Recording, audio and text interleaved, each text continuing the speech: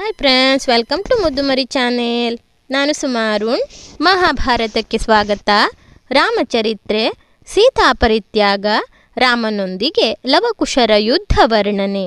ಜನಮೇಜಯ ರಾಜನು ಅರ್ಜುನ ಮತ್ತು ಬಬ್ರುವಾಹನರ ಯುದ್ಧ ಪ್ರಸಂಗವನ್ನು ಕೇಳಿದಾಗ ಹಿಂದೆ ಶ್ರೀರಾಮನು ಲವಕುಶರೊಂದಿಗೆ ಯುದ್ಧ ಮಾಡಿದಂತಾಯಿತು. ದಯಮಾಡಿ ತಾವು ಶ್ರೀರಾಮನು ತನ್ನ ಮಕ್ಕಳೊಂದಿಗೆ ಯುದ್ಧ ಮಾಡಿದ ಪ್ರಸಂಗವನ್ನು ತಿಳಿಸಿರಿ ಎಂದು ಕೇಳಿಕೊಂಡನು. ವೈಶಂಪಾಯನ ಮಹರ್ಷಿಗಳು ಉತ್ತರ ರಾಮಾಯಣದ ಕಥಾಭಾಗವನ್ನು ಜನಮೇಜಯನಿಗೆ ತಿಳಿಸಿದರು.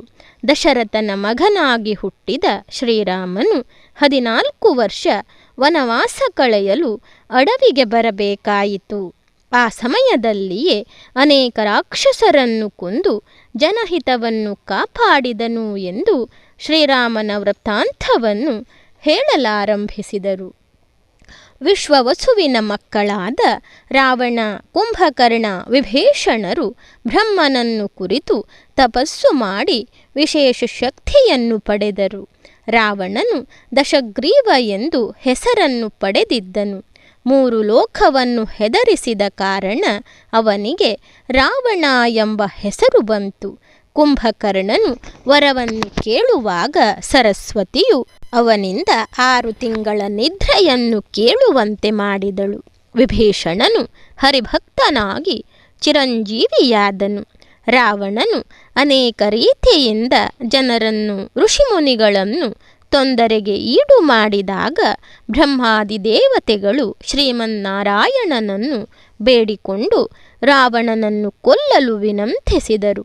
ರಾವಣನು ದೇವತೆಗಳಿಂದ, ರಾಕ್ಷಸರಿಂದ ಮರಣ ಬರಬಾರದೆಂದು ವರ ಕೇಳಿದ ಕಾರಣ ಶ್ರೀಹರಿಯು ಮಾನವನಾಗಿ ಜನಿಸಲು ಬಯಸಿದನು.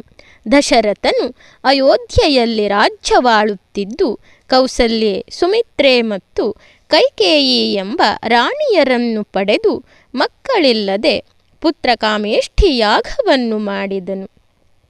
ರಾಮನು ಕೌಸಲ್ಯೆಯ ಮಗನಾಗಿ, ಲಕ್ಷ್ಮಣ, ಶತ್ರುಘ್ನರು ಸುಮಿತ್ರೆಯ ಮಕ್ಕಳಾಗಿ ಮತ್ತು ಭರತನು ಕೈಕೇಯಿಯ ಮಗನಾಗಿ ಬಾಲಚಂದ್ರರಂತೆ ಬೆಳೆಯತೊಡಗಿದರು. ಒಮ್ಮೆ ವಿಶ್ವಾಮಿತ್ರರು ಯಜ್ಞ ರಕ್ಷಣೆಗಾಗಿ ರಾಮ ಲಕ್ಷ್ಮಣರನ್ನು ಕರೆದೊಯ್ದರು. ಆಗ ರಾಮನು ತಾಟಕಿ, ಸುಬಾಹು ಇವರನ್ನು ಕೊಂದನು. ವಿಶ್ವಾಮಿತ್ರರು ರಾಮ ಲಕ್ಷ್ಮಣರನ್ನು ಮಿಥಿಲೆಗೆ ಸೀತಾ ಸ್ವಯಂವರಕ್ಕೆ ಕರೆದೊಯ್ದರು. ಅಲ್ಲಿ ಶಿವಧನಸ್ಸನ್ನು ಮುರಿದು ರಾಮನು ಸೀತೆಯನ್ನು ಮದುವೆಯಾದನು. ಲಕ್ಷ್ಮಣನು ಊರ್ಮಿಳೆಯನ್ನು, ಭರತನು ಮಾಂಡವಿಯನ್ನು, ಶತ್ರುಘ್ನನು ಶ್ರುತಕೀರ್ತಿಯನ್ನು ಮದುವೆಯಾದರು. ರಾಮನನ್ನು ಪರಶುರಾಮನು ಯುದ್ಧಕ್ಕೆ ಆಹ್ವಾನಿಸಿ ಸೋತು ಹೋದನು. ದಶರಥನು ಶ್ರೀರಾಮನಿಗೆ ಪಟ್ಟಾಭಿಷೇಕ ಮಾಡಬಯಸಿದಾಗ ಕೈಕೇಯಿಯು 2 ವರಗಳನ್ನು ಕೇಳಿ ರಾಮನು 14 ವರ್ಷ ವನವಾಸಕ್ಕೆ ಹೋಗುವಂತೆ ಮಾಡಿದಳು. ರಾಮನು ಪಂಚವಟಿಯಲ್ಲಿ ತನ್ನನ್ನು ಬೆಂಬಲಿಸಿ ಬಂದ ಸೀತಾ ಲಕ್ಷ್ಮಣರೊಂದಿಗೆ ಉಳಿದುಕೊಂಡನು. ಆಗ ಶೂರ್ಪನಖಿಯು ರಾಮನನ್ನು ಬಯಸಿ ಬಂದು ಅವನು ಏಕಪತ್ನಿ ವ್ರತಸ್ಥನಾಗಿದ್ದ ಕಾರಣ ತಿರಸ್ಕರಿಸಲ್ಪಟ್ಟಳು. ನಂತರ ಲಕ್ಷ್ಮಣನು ಅವಳ ಕರ್ಣ, ನಾಸಿಕಗಳನ್ನು ಕತ್ತರಿಸಿ ಕಳುಹಿಸಿದನು. ಅವಳು ರಾವಣನಿಗೆ ವಿಷಯ ತಿಳಿಸಿ ರಾಮನ ಮೇಲೆ ಸೇಡು ತೀರಿಸಿಕೊಳ್ಳಲು ಪ್ರೋತ್ಸಾಹಿಸಿದಳು. ಅದರಿಂದ ರಾವಣನು ಮಾರೀಚನನ್ನು ಬಂಗಾರದ ಜಿಂಕೆಯನ್ನಾಗಿಸಿ ತಾನು ಸನ್ಯಾಸಿ ವೇಷ ಧರಿಸಿ ಸೀತೆಯನ್ನು ಲಂಕೆಗೆ ಒಯ್ದು ಅಶೋಕವನದಲ್ಲಿಟ್ಟನು. ಸೀತೆಯನ್ನು ಕಾಣದೆ ಹುಡುಕುತ್ತ ಬಂದು ಜಟಾಯುವಿನಿಂದ ರಾವಣನು ಅಪಹರಿಸಿದ್ದನ್ನು ತಿಳಿದರು. ಅನಂತರ ಸುಗ್ರೀವನ ಗೆಳೆತನದಿಂದಾಗಿ ವಾಲಿಯನ್ನು ಸಂಹರಿಸಿದ ರಾಮನಿಗೆ ಸುಗ್ರೀವನು ಸೀತಾನ್ವೇಷಣೆಯ ಕಾರ್ಯದಲ್ಲಿ ನೆರವಾದನು. ಹನುಮಂತನು ಸಾಗರವನ್ನು ಜಿಗಿದು ಸೀತೆಯ ಸಂದೇಶವನ್ನು ತಂದನು. ಅನಂತರ ಕಪಿಸೇನೆಯ ನೆರವಿನಿಂದ ಸಾಗರಕ್ಕೆ ಸೇತುವೆಯನ್ನು ಕಟ್ಟಿ ರಾವಣಾದಿ ರಾಕ್ಷಸರನ್ನು ಕೊಂದು ಅಗ್ನಿ ಪರೀಕ್ಷೆಯಲ್ಲಿ ಸೀತೆಯು ಪರಿಶುದ್ಧಳೆಂದು ತೀರ್ಮಾನಿಸಿ ಮತ್ತೆ ಅಯೋಧ್ಯೆಗೆ ಬಂದು ಭರತನಿಂದ ರಾಜ್ಯವನ್ನು ಪಡೆದು ಸಂತೋಷದಿಂದ ರಾಜ್ಯಭಾರ ಮಾಡಿದರು. ಶ್ರೀರಾಮನು ತನ್ನ ಆಡಳಿತ ಕಾಲದಲ್ಲಿ ಗೂಢಚಾರರನ್ನು ಕಳಿಸಿ ಪ್ರಜೆಗಳ ಅಭಿಪ್ರಾಯವನ್ನು ತಿಳಿಯುತ್ತಿದ್ದನು. ಒಮ್ಮೆ ಗುಪ್ತಚಾರರು ಅಗಸನೊಬ್ಬ ತನ್ನ ಹೆಂಡತಿಯನ್ನು ನಿಂದಿಸುತ್ತಾ ಬಿಟ್ಟ ಹೆಂಡತಿಯನ್ನು ಮತ್ತೆ ಮನೆಗೆ ಸೇರಿಸಲು ನಾನು ಶ್ರೀರಾಮನಲ್ಲ ಎಂದು ತವರಿಗೆ ಹೋದ ಹೆಂಡತಿಯನ್ನು ಬೈದು ಮನೆಗೆ ಸೇರಿಸಲಿಲ್ಲವೆಂದು ತಿಳಿಸಿದರು. ಅಗ್ನಿ ಪರಿಶುದ್ಧಳಾದಂತಹ ಸೀತೆಯ ಮೇಲೂ ಜನರು ಅಪವಾದ ಹಾಕುವುದನ್ನು ತಿಳಿದು ರಾಮನು ಸೀತೆಯನ್ನು ಅಡವಿಯಲ್ಲಿ ಬಿಡಲು ನಿರ್ಧರಿಸಿದನು. ಕೌಸಲ್ಯೆ ಮೊದಲಾದವರು ಋಷ್ಯಶೃಂಗರ ಯಾಗಕ್ಕಾಗಿ ಹೋಗುವಾಗ ಬಸುರಿಯಾದ ಸೀತೆಯ ಆಸೆಯನ್ನು ಪೂರೈಸು ಎಂದು ಹೇಳಿದ್ದರು. ವಸಿಷ್ಠರು ಪ್ರಜೆಗಳನ್ನು ಸಮಾಧಾನಪಡಿಸು ಎಂದು ಹೇಳಿದ್ದರು. ರಾಮನು ಸೀತೆಯು ಮತ್ತೊಮ್ಮೆ ವನದಲ್ಲಿರುವ ಆಶ್ರಮಗಳನ್ನು ನೋಡಬೇಕು ಎಂದು ಬಯಸಿದಾಗ ಅದೇ ನೆಪದಲ್ಲಿ ಲಕ್ಷ್ಮಣನನ್ನು ಕರೆದು ಸೀತೆಯನ್ನು ಗಂಗಾ ತೀರದಲ್ಲಿ ವಾಲ್ಮೀಕಿ ಆಶ್ರಮದ ಬಳಿಯಲ್ಲಿ ಬಿಟ್ಟು ಬಾ ಎಂದು ಆದೇಶ ನೀಡಿದನು. ಅಣ್ಣನ ಆದೇಶದಂತೆ ಸೀತೆಯನ್ನು ಗಂಗಾ ತೀರದಲ್ಲಿ ಬಿಟ್ಟು ಬರಲು ಬಂದ ಲಕ್ಷ್ಮಣನನ್ನು ಸೀತೆಯು, ಲಕ್ಷ್ಮಣ, ದಾರಿ ತಪ್ಪಿತೆ, ದಟ್ಟಡವಿಯ ಕಡೆಗೇಕೆ ಬಂದೆ ಎಂದು ಕೇಳಿದಳು. ಆಗ ಲಕ್ಷ್ಮಣನು, ಲೋಕೋಪವಾದದಿಂದಾಗಿ ನಿನ್ನನ್ನು ಅಡವಿಯಲ್ಲಿ ಬಿಟ್ಟು ಬರಲು ಶ್ರೀರಾಮನು ಆದೇಶ ನೀಡಿದ್ದಾನೆಂದಾಗ ಸೀತೆಯು ಎಚ್ಚರ ತಪ್ಪಿ ಬಿದ್ದಳು. ಲಕ್ಷ್ಮಣನು ಅವಳನ್ನು ಎಚ್ಚರಪಡಿಸಿ ದುಃಖದಿಂದಲೇ ಅವಳನ್ನು ಅಲ್ಲಿಯೇ ಬಿಟ್ಟು ಅಯೋಧ್ಯೆಗೆ ಮರಳಿದನು. ವಾಲ್ಮೀಕಿ ಮುನಿಯ ಶಿಷ್ಯರು ಸೀತೆಯನ್ನು ನೋಡಿ ಆಶ್ರಮಕ್ಕೆ ಕರೆದೊಯ್ದರು.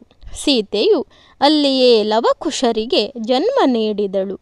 ವಾಲ್ಮೀಕಿ ಋಷಿಗಳು ಅವರಿಗೆ ವಿದ್ಯಾಭ್ಯಾಸ ಬಿಲ್ವಿದ್ಯೆಗಳನ್ನು ಕಲಿಸಿದರು.